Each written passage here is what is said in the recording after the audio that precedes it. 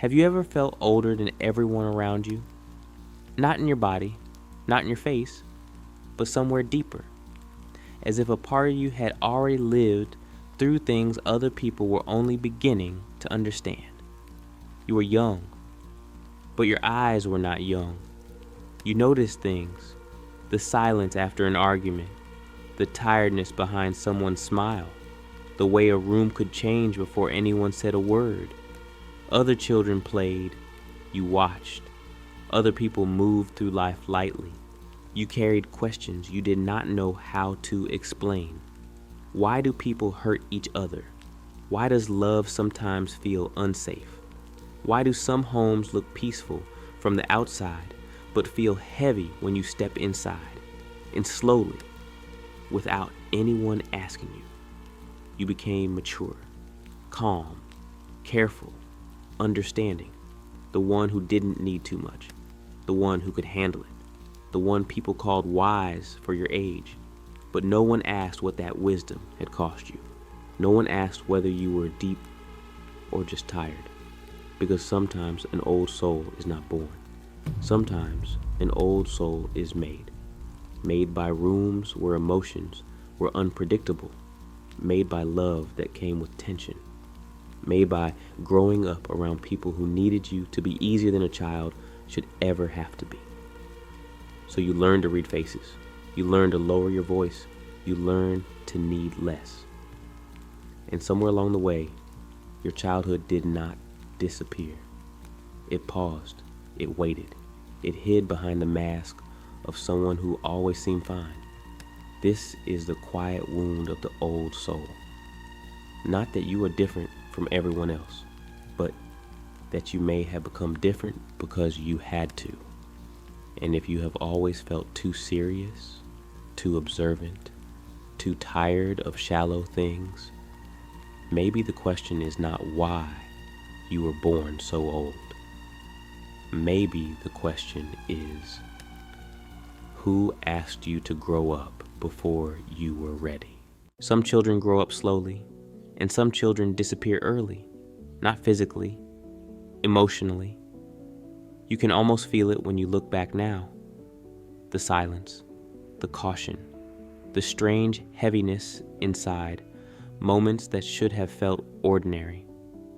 A child sitting quietly at the dinner table, listening, not speaking, trying to understand why the air suddenly felt different, why everyone became careful after certain words were spoken, why love could feel warm one moment and unreachable the next. Maybe no one ever explained these things to you, but children do not need explanations to feel tension. They absorb it, like rain sinking into fabric, and after enough years, they begin carrying emotional weather inside their bodies. Maybe that was the beginning. Not wisdom, not maturity, just adaptation. A child learning how to stay emotionally small enough to survive unpredictable rooms. So while other children disappeared into play, you learn to watch. You notice footsteps, changes in tone, doors closing too hard, the exhaustion hiding behind someone's smile. You became sensitive to invisible things, not because you were gifted, because you were trying to feel safe. And slowly, without realizing it, you started becoming the calm one, the easy one, the child who needed less, the child who understood too much. People probably admired that about you. Adults often do. A quiet child makes life easier for everyone else, but no one notices what that child is learning to bury. The anger, the confusion, the need for comfort, the fear of becoming too much. So you became careful with your emotions, careful with your presence, careful with your needs. And after enough time, that carefulness no longer felt temporary. It became personality. You stopped reaching for people the way other children did. You stopped expecting softness without conditions. A part of you began preparing for distance before love even had the chance to leave. That is the quiet sadness of growing up too early. You learn how to survive people before you ever learn how to fully rest inside them.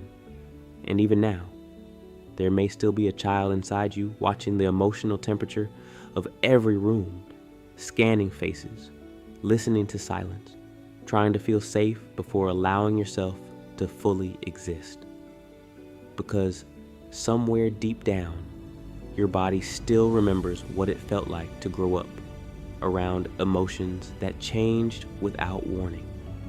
And maybe that is why you have always felt older than everyone else. Not because you were born wiser, but because a part of your childhood spent more time surviving than simply being alive. After a while, you stop reacting the way children naturally do, not because you are stronger, because you become careful. Careful with your voice, careful with your emotions, careful with how much space you take inside a room.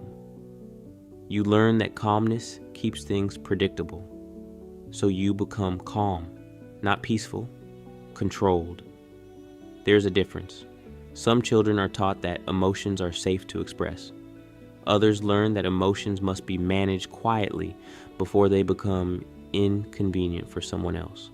And once a child learns that, they begin editing themselves without even noticing. The louder parts disappear first. The anger, the excitement, the neediness, the tears that take too long to stop.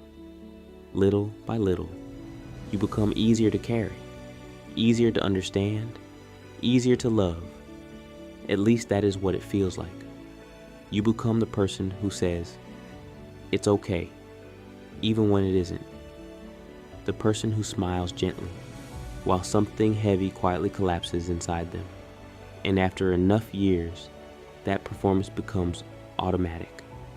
People begin describing you with words that sound beautiful from the outside. Mature, independent, wise, low maintenance. But sometimes, those words are simply descriptions of a child who learned very early that needing too much felt dangerous. So instead of reaching outward, you learned to fold inward. You became private, self-contained, difficult to fully read, not because you wanted distance, because distance felt safer than disappointment. And eventually, you stop expecting emotional safety altogether. You become the one who listens, the one who understands, the one who absorbs, but rarely the one who is deeply held by someone else. There is a loneliness that comes from always being emotionally composed, because people admire calmness, but they do not always realize how much pain can hide inside it, especially when the calmness was never natural, only practiced.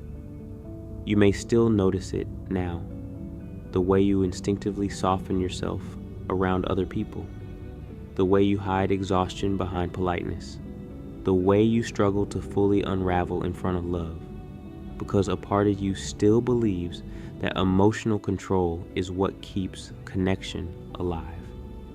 So even when someone says, "You can relax," your body hesitates, not because you do not want closeness, but because closeness once felt unpredictable. And children remember unpredictability for a very long time, sometimes forever. That is the quiet burden of becoming emotionally mature too early. You become skilled at carrying yourself through pain, but slowly lose the memory of what it feels like to be emotionally carried by someone else. And maybe that is why so many old souls seem calm on the outside, while privately feeling exhausted all the time. Not from life itself, but from constantly holding themselves together in ways they were never supposed to learn so young. There comes a point when being observant no longer feels like a skill. It feels like a burden. You walk into a room, and before you even sit down, something inside you begins working.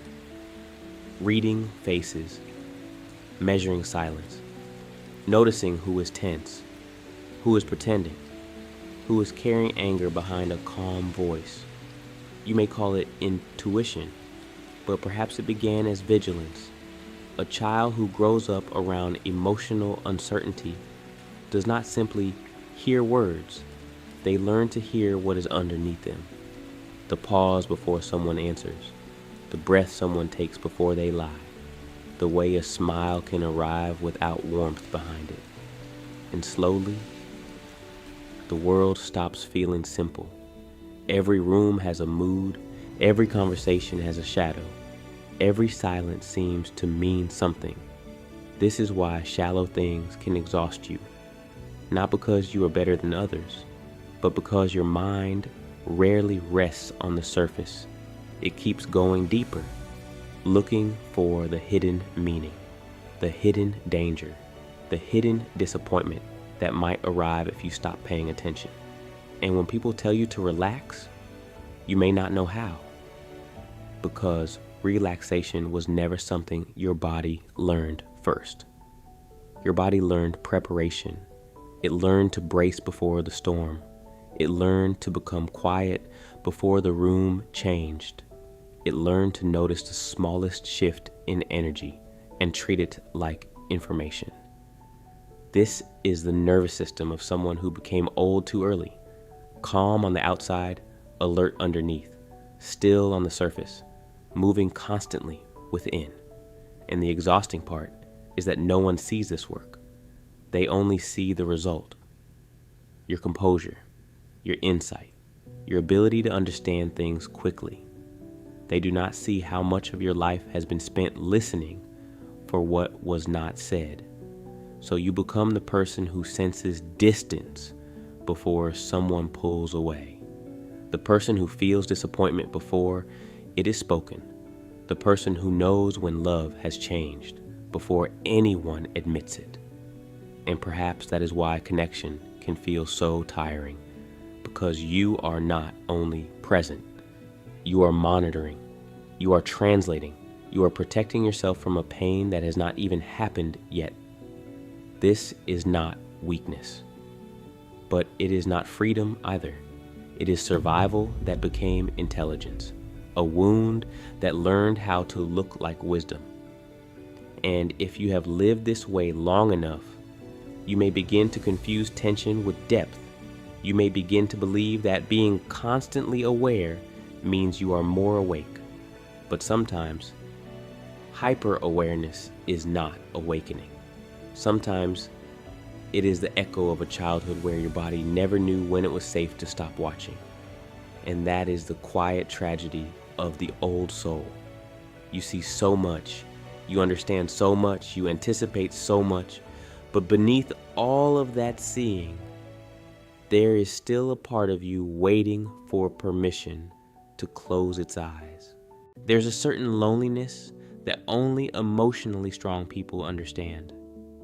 Not the loneliness of being physically alone, something quieter than that. The loneliness of constantly being needed, while rarely feeling truly seen. People come to you because you're calm, because you listen well, because you know how to hold yourself together even when life becomes heavy. You become the safe place, the stable one, the person who understands everyone else's pain. But slowly, a strange distance begins to form, because the stronger you appear, the less people ask if you're hurting too. And after enough years, you become so good at carrying yourself that people forget you were never meant to carry everything alone. So you sit beside people, you comfort them, you absorb their sadness, you reassure them when their world begins falling apart. And somehow, even in the middle of connection, you still feel emotionally far away. Because being understood is very different from being emotionally needed. Many old souls experience this quietly. They become emotionally valuable to everyone around them, while privately feeling unheld by the world itself. You may have felt this before, being surrounded by people, yet still feeling strangely untouched by closeness. listening deeply to others while no one notices how tired your own mind has become. And perhaps the hardest part is that you stop expecting people to notice. You become accustomed to emotional self-reliance, accustomed to processing pain alone, accustomed to calming yourself down in silence. Because somewhere along the way, you learn that vulnerability often created disappointment. So instead of asking for support, you became impressive, wise, composed, independent. But emotional isolation can disguise itself as maturity for a very long time, especially when the world rewards you for it. People admire calm people. People trust calm people. People depend on calm people. But very few ask what that calmness is protecting. Very few wonder how exhausting it becomes to always be the emotionally steady one. And eventually, something inside you grows tired. Not dramatic, not loud, just tired. Tired of scanning every room, tired of holding every emotion carefully, tired of translating yourself into something easier for other people to handle.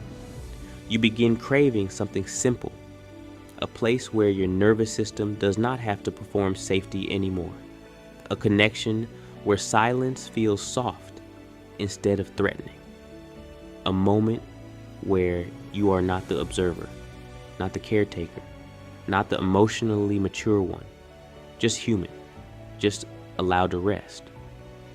But that can feel frightening too, because when someone has survived through emotional control for most of their life, letting go of that control can feel unsafe. Even when love is genuine, even when no danger exists, the body remembers too much. And perhaps that is why so many old souls become exhausted by modern life.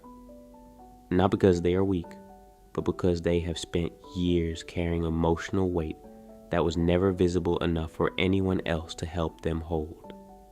So they continue walking quietly through the world, appearing calm, appearing wise, while somewhere underneath all that composure, a tired child is still wondering what it would feel like to finally stop being the strong one.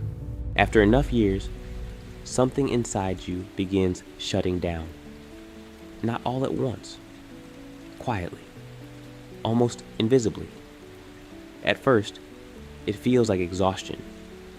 You stop replying as quickly. You stop explaining yourself as much. You stop reaching for people with the same emotional openness you once had. And slowly, without fully noticing, you begin emotionally withdrawing from a world that has taken too much from your nervous system. Because there is only so long a person can remain emotionally alert before exhaustion becomes numbness. This is something many old souls understand deeply. The moment when sensitivity stops feeling beautiful and starts feeling heavy. You become tired of carrying everyone's emotions, tired of reading every room, tired of sensing tension before anyone else notices it, tired of being the emotionally aware one while everyone around you moves through life more carelessly. And eventually, you stop trying so hard. Not because you no longer care, because your body can no longer survive that level of emotional exposure. So your energy changes. You become quieter, harder to reach, more selective with attention. You stop forcing connection where peace does not exist. And for the first time in your life, people begin calling you distant, cold, detached. But what they often call detachment is simply exhaustion that has gone on for too long. A nervous system that finally became overwhelmed from carrying too much emotional noise. Because beneath emotional withdrawal, there is usually grief. Grief from constantly overgiving. Grief from never feeling fully met. Grief from years of translating yourself into something softer so other people could remain comfortable. And one day, your body simply decides, no more. No more over-explaining. No more emotional chasing.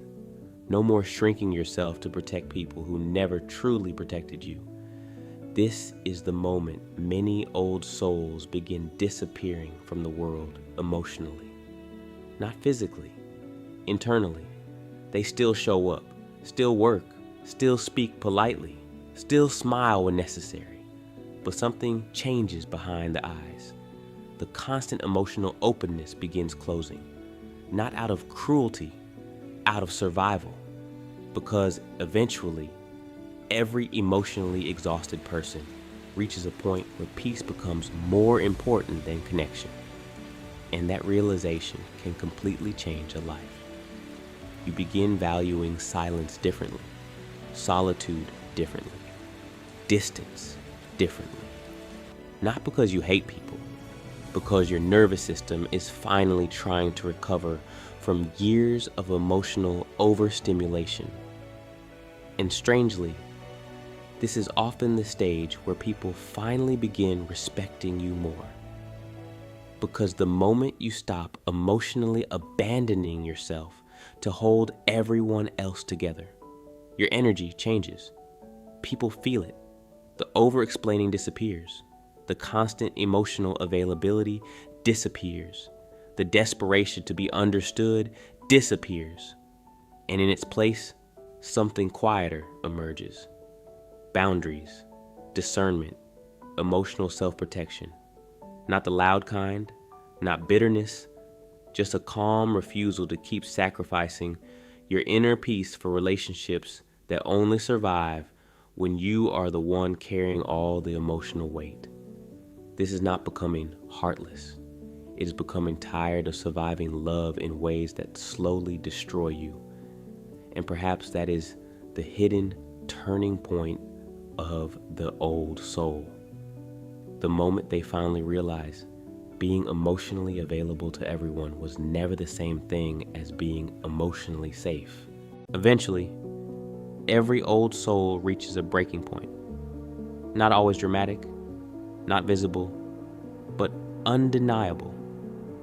A moment where something inside them quietly says, I cannot keep living like this. Not performing calmness, not over-explaining, not shrinking, not carrying everyone else emotionally, while abandoning myself in the process. And this is where the real transformation begins.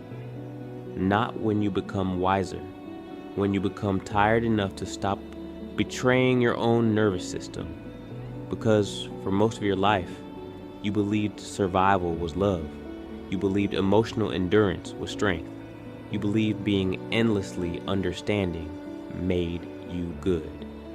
But eventually, the body begins resisting the role the soul was forced to play.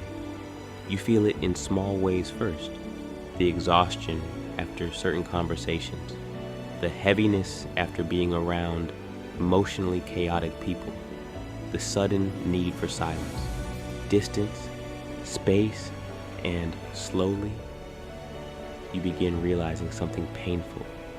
Many of the relationships in your life only worked because you were the one absorbing the emotional imbalance. You were the stabilizer, the translator, the regulator, the one who stayed calm while everyone else remained unconscious. And the frightening part is, people often become uncomfortable the moment you stop doing that. The moment you stop overgiving, stop rescuing, stop emotionally managing the room for everyone else. Suddenly, they call you different, cold, selfish, difficult, but perhaps they were never reacting to your cruelty. Perhaps they were reacting to the loss of access. Access to your emotional labor, access to your endless patience, access to the version of you that survived by neglecting itself. And this is where many old souls begin awakening for real. Not spiritually, psychologically. They begin understanding that compassion without boundaries becomes self-destruction. That empathy without discernment becomes exhaustion. that constantly abandoning yourself to maintain connection is not love. It is fear. Fear of rejection. Fear of conflict. Fear that if you stop carrying everyone emotionally, you will no longer be needed. But healing changes this. Slowly, painfully. You begin allowing silence to protect you. You begin leaving rooms that once demanded self-erasure. You begin noticing how peaceful life becomes when your nervous system is no longer constantly preparing for emotional impact. And perhaps for the first time, you stop asking, how can I make people stay? And begin asking, why did I believe I had to abandon myself to deserve connection? That question changes everything, because the moment an old soul stops confusing suffering with love, their entire energy changes. The hypervigilance softens. The emotional chasing softens. The constant explaining softens. And underneath all the exhaustion, something long buried begins returning. Self-respect, not ego, not superiority. Just a quiet understanding that your inner peace matters too, that your nervous system deserves safety too, that your life cannot continue revolving around emotional survival forever. And perhaps this is the final truth most old souls eventually discover. You were never meant to spend your entire life being the emotional shelter for people who never learned how to shelter you back.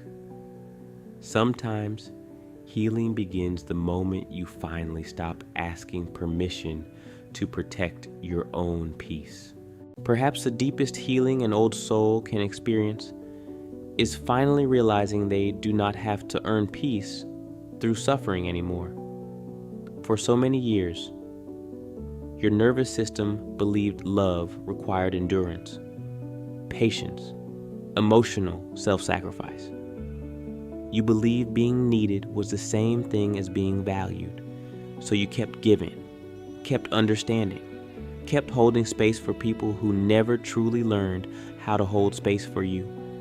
And because you survived that way for so long, rest began feeling unfamiliar, even unsafe. But healing changes something quietly. You begin noticing how exhausting certain people feel, how peaceful silence can become, how much lighter your body feels when you stop forcing connection, where your spirit no longer feels calm, and slowly, without needing revenge, without needing to hate anyone, you begin leaving behind the relationships that only survived through your emotional overfunctioning. Not angrily, simply honestly. Because eventually, the soul becomes too tired to keep performing versions of itself that no longer feel true. This is where many old souls misunderstand themselves. They think they are becoming colder, less loving, less emotionally available, but often they are simply becoming more real, more selective, more protective of the inner life they spent years abandoning. And strangely, this is usually the moment their energy becomes softer again, not weaker, softer, because survival energy finally begins leaving the body. The constant tension softens. The hypervigilance softens. The emotional scanning softens. For the first time, you begin sitting in silence without needing to prepare for impact. You begin experiencing connection without feeling responsible for controlling the emotional atmosphere. You begin existing without constantly editing yourself. And perhaps that is what true maturity actually is. Not becoming emotionally hard, not becoming detached from everyone, but learning how to remain open without abandoning yourself in the process. That is the balance most old souls spend their lives searching for. A way to love deeply without destroying their nervous system. A way to stay compassionate without becoming emotionally consumed. A way to remain sensitive without carrying the entire emotional weight of the world alone. And maybe the old soul was never meant to become someone powerful because of pain. Maybe they were simply meant to remember that their peace matters too, that rest matters too, that softness is not weakness, and that healing sometimes begins the moment you stop trying to become who survival forced you to be. So if you have always felt older than everyone around you, too aware, too emotionally tired, too deep for shallow connection, perhaps there was never anything wrong with you. Perhaps your nervous system simply learned too early that the world could become emotionally unpredictable. And perhaps what you called wisdom for so many years was really adaptation. The child inside you learning how to survive rooms that never felt fully safe. Learning how to stay calm before conflict arrived. Learning how to become emotionally useful before becoming emotionally held. But survival is not the same thing as peace. And eventually, every old soul reaches the same question. What would life feel like if I stopped carrying everything alone? Not perfectly, not all at once, just honestly. Maybe healing begins there, not in becoming someone new, but in finally allowing yourself to rest from the version of you that spent years surviving. Maybe you were never meant to hold the emotional weight of the entire world. Maybe you were only meant to come home to yourself. And perhaps, for the first time in a very long time, you are finally allowed to stop watching the door. You are finally allowed to breathe.